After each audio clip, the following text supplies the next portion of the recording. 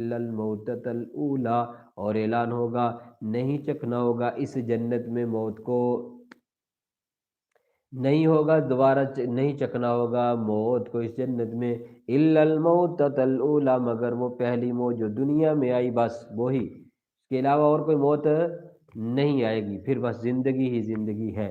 تو جنت میں چلے گئے تو راحت کی زندگی ہے، جنتی کام نہ کیے، جنت والے اعمال نہ کیے تو پھر مصیبت ہی مصیبت ہے۔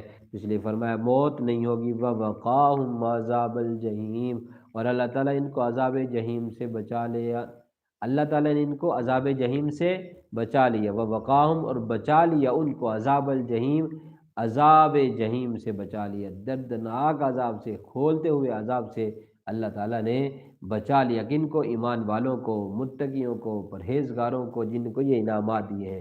یہ کیسے ہوا، کیوں کر ہوا؟